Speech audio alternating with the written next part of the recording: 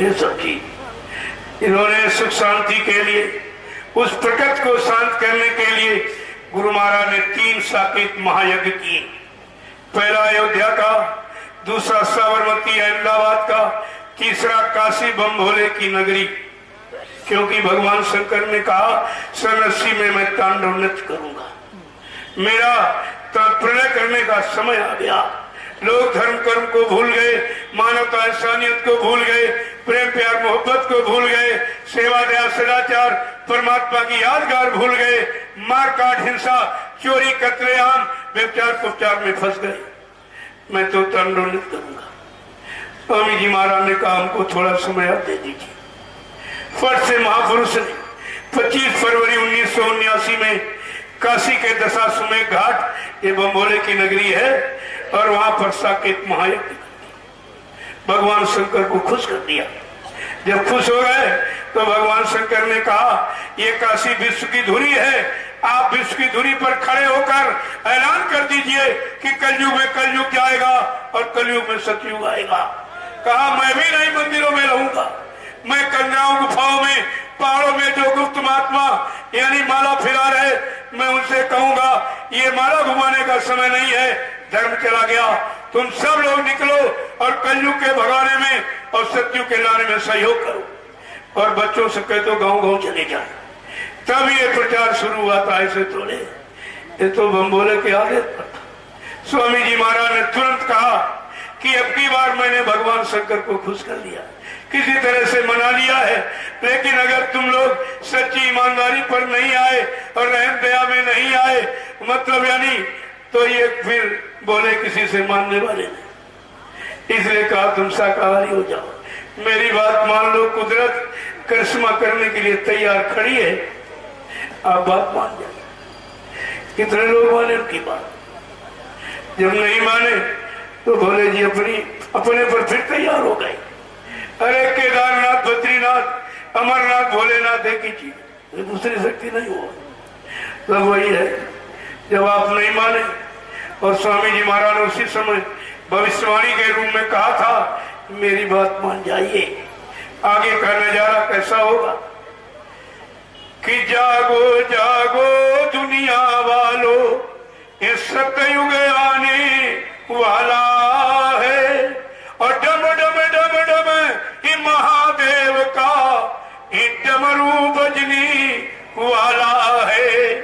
महाशक्तियां दुनिया भर की ये मिट्टी में मिल जाएंगी, और क्रूर अधर्मी ईमानों की तबो ये अकल ठिकाने आएगी। ऐसा भीषण बम भोले का ये तांडव होने वाला है। और जागो जागो ये दुनिया वालों, और सतयुग आने वाला है। मानव की क्या पेश चलेगी, ये अंबर तक फट जाएगा। देखो कितने पहले भविष्यवाणी कह रहे हैं, अंबा बादल फटेगा। जब बादल फटेगा उस भूमि का नजारा क्या होगा जहां पर फटेगा बादल। देखो कितने पहले भविष्यवाणी की है।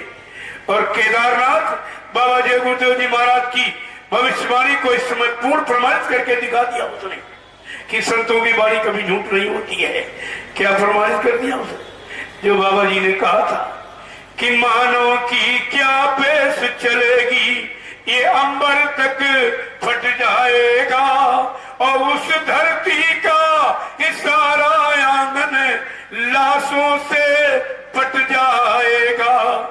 मांसाहारी शराबियों की तब अकल ठिकाने आएगी, और ऐसा भीषण ये बम भोले का ये तांडव होने वाला है। जागो जागो दुनिया वालों, इस सतयुग आने वाला है। जय गुरुदेव। अब आप ये विचार करिए, जब संत महापुरुष की वो वाणी नहीं अमिट, ये सब कैसे झूठ हो जाए। लेकिन काम होने करने का, भविष्यवाणी सिद्ध होने का समय उनके पास। हमारे आप किसी के पास नहीं, न दिन तारीख उन्होंने निश्चित किया है, क्योंकि अभी आपको ठीक करना सुधारना है। कहा था सिखाया जा रहा तुमको, बनो तुम काम के काबिल, करोगे काम कैसे, पढ़ाना पाठ बाकी है।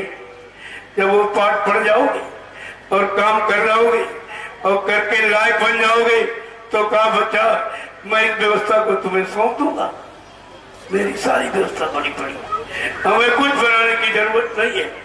उन्होंने, और ऐसे नहीं, पूर्ण रजिस्ट्रेशन जो तरीका है मान्यता प्राप्त का, ये नहीं कोर्ट में 2-4 लाख रुपए दे दो वकीलों को और वो बना करके सर्टिफिकेट दे दी, वो मान्य नहीं होगा।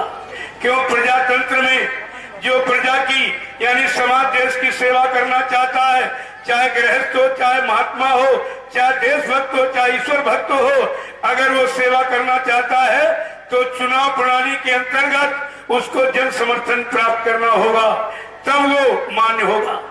संत मर्यादित होते।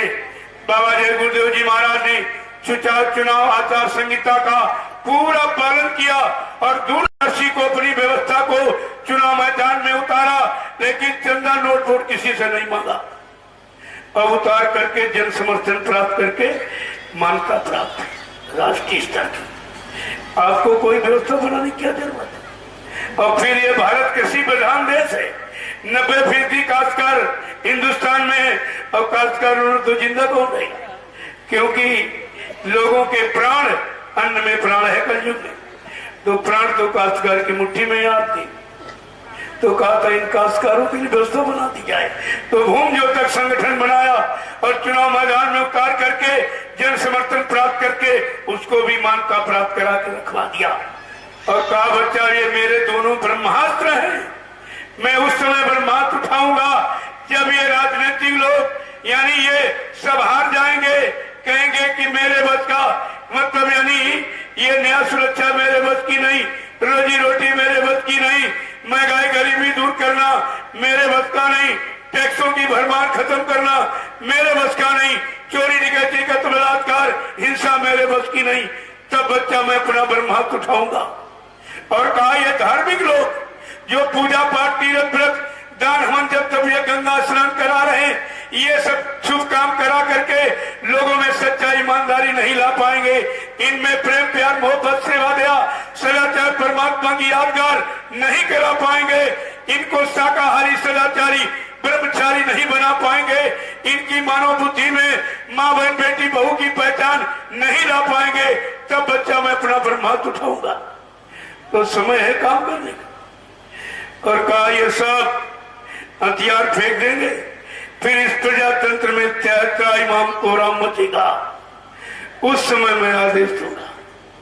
विश्वामित्र ने कब आदेश दिया? जब त्राईमाम कोराम मचा। उस समय राजा जनक राजा था, जब वो रोने लगा तब गुरु ने आवाज काम के लिए उनको आदेश दिया। आज प्रजातंत्र में प्रजा ही राजा है, जब प्रजा चिल्लाएगी कि मेरी सुनने वाला कोई नहीं, न्याय देने वाला कोई नहीं, रक्षा हिफाजत करने वाला कोई नहीं, तब वो महापुरुष समय से आवाज निकालेंगे, अपने भक्तों को शिष्यों को आदेश देंगे।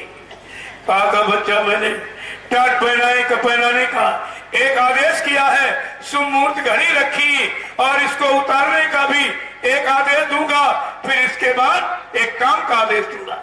अभी तो कुछ नहीं हुआ और अपने मन से उसने उतार के फेंक दिया।